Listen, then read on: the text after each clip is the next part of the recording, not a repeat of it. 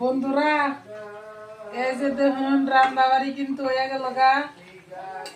আমি কিন্তু আনে করে ভাত রান্না দেখাই না, কোনোদিনও দেখাই না। ভাত রিতা মানে আমি উম্বরা লাইনে দিয়ে দিছি, লাইনে ভাত রান্ধি।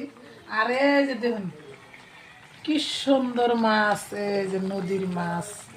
আর এই যে দুইটা বাগুন দিছি আমি হেন্না দিয়া রান্তাইছি। আমার এর তরকারি হয়ে গেল পরাই আগের থেকে তানে দেখাই নাই।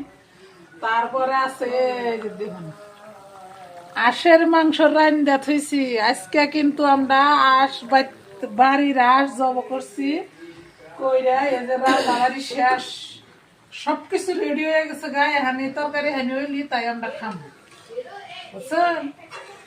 তাতে আমার তরকারি কি হইলো বন্ধুরা কোন জানি আরেকবার দেখাই। এই যে দেখুন তরকারির কালারটা কিরকম হয়েছে দেখুন স্যার। এই যে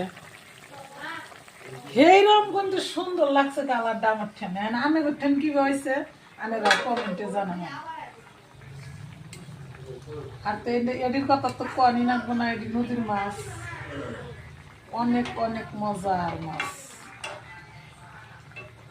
আমার ঠেন কিন্তু ভালোই লাগে। আনে ঠেন কি বানাগে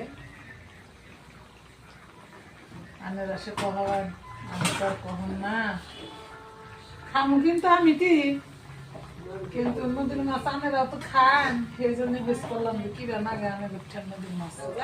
আমার ঠেন কিন্তু অনেক অনেক মজা, বুঝছেন?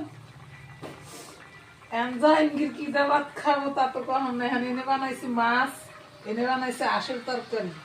তার মানে ও দুটাই খা, কিন্তু ওর পেয়ারের মধ্যে অল্প গোলমাল চলছে। সেই জন্য আমার মা কইতেছে জাহাঙ্গীর কি দাবাত খাবো।